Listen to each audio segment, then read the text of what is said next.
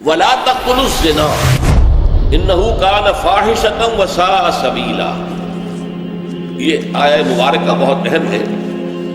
اسلامی معاشرے کے اندر سیکس ڈسپلن کے جذبہ جو ہے انسان کے اندر، جنسی جذبہ، اسے پابند کیا جائے۔ اس پابندی کے لفظ سے مجھے حفیظ جالندری کا شعر یاد آیا، کیا پابند نئے نالے کو میں نے، یہ طرز خاص ہے ایجاد میری۔ آواز اگر اصولوں کے مطابق آ رہی ہے تو وہ موسیقی کس قدر کانوں کو لبھاتی ہے، اچھی لگتی ہے، لیکن وہی آواز ہڑبونگ ہو جائے، شور ہو، ہنگامہ ہو، کوئی اس میں نظم نہیں ہے، کوئی پابندی نہیں ہے، نہ سر ہے نہ تال ہے، تو ظاہر بات ہے کہ وہ آدمی کے لیے اس کو برداشت کرنا مشکل ہو جاتا ہے اور انسان کی جان پر بن جاتی ہے۔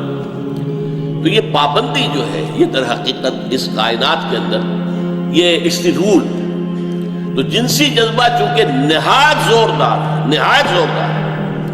اب یہاں اس معاملے کے اندر میں یہ کہا کرتا ہوں کہ ہمارے جدید جو مفکرین ہیں، مغرب پرست خواتین اور مرد، وہ کہتے ہیں یہ تو مولویوں نے اتنا بڑا مسئلہ بنا دیا، انہیں سیکس ہی سیکس نظر آتا ہے، انہیں ہر عورت کو دیکھ کر سیکس یاد آ جاتا ہے۔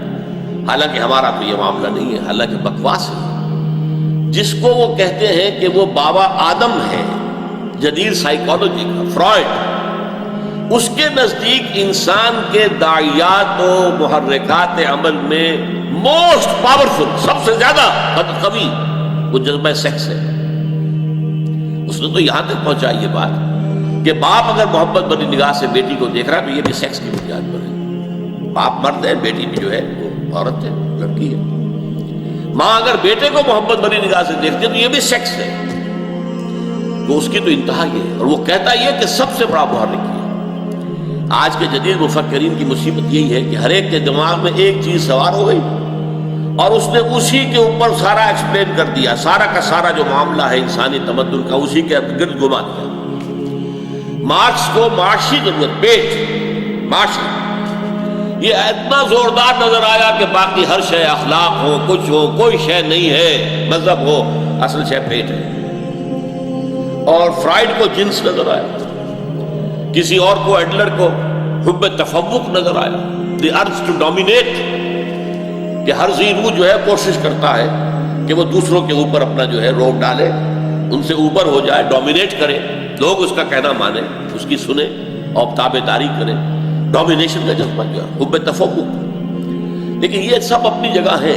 انسان کے اندر پیٹ بھی ہے، اس کے تقاضے بھی ہیں، لازماً ہے، اس میں کوئی شک نہیں۔ جنس بھی ہے اور جنس کا جذبہ بہت زوردار ہے، اس میں کوئی شک نہیں۔ یہ جذبہ اگر اتنا زوردار نہ ہوتا تو کوئی شادی کرتا ہی نہ۔ بھائی اپنا اکیلے کا پیٹ پالنا، ساتھ ہی ایک اور آ گئی ہے، اس کا بھی پیٹ پالنا ہے۔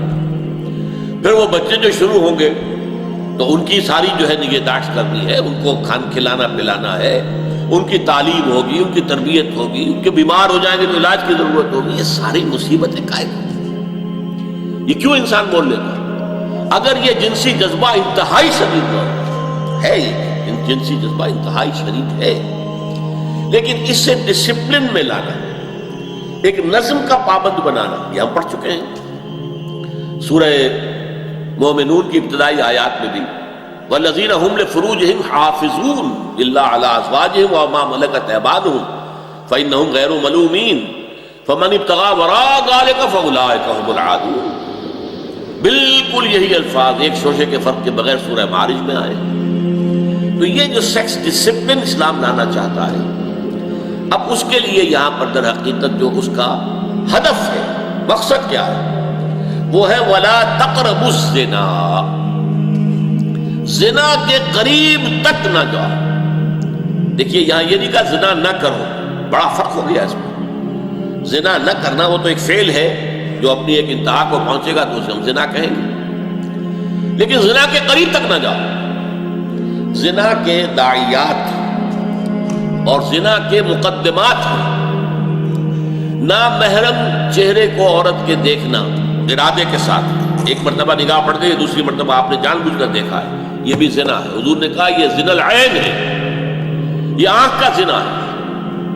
آپ نامحرم عورت کا جو بھی حسن ہے اس سے لذت لے رہے ہیں نگاہوں کے ذریعے سے، گو ہاتھ میں جنبش نہیں آنکھوں میں تو دم ہے، رہنے تو ابھی ساغر و مینا میرے آگے. یہ بھی تو ہے، پینے پلانے کی دو وقت سے تو میں گزر چکا، لیکن ابھی ساغر و مینا میرے نگاہوں کے سامنے تو رکھو، مجھے آنکھوں کی ٹھنڈک تو ملے. اس طرح نامحرم عورت کی آواز کو سننا اور کان لگا کر سننا، اب اس میں بھی ایک مٹھاس ہوتی ہے، لوچ ہوتا ہے. عورت جن سے نازک ہے اور ہر اعتبار سے اس کے اندر جو ہے اس کا اثر ہے اس کی زندگی کے اندر، یہ بھی زنا ہے، یہ کان کا زنا ہے. کسی نامحرم عورت کے جسم کو ہاتھ لگانا یہ بھی زنا ہے. زنا الید، ہاتھ کے لمس کے ذریعے سے انسان جو ہے وہ جنسی لذت حاصل کرتا ہے. ان سب کا راستہ روک دیا جائے، اور اس کے لیے ظاہر بات ہے کہ قرآن مجید نے اور حدیث نبوی نے یہ پردے کا سارا نظام اس کے لیے قائم کیا. وَلَا تَقْرَبُوا الزِّنَا، زنا کے قریب نہ جاؤ. تو اس سے فاصلے کے اوپر قدغن رکھی ہے. یہاں سے آگے بڑھو گے تو اندیشہ ہے کہ تم مبتلا ہو جاؤ.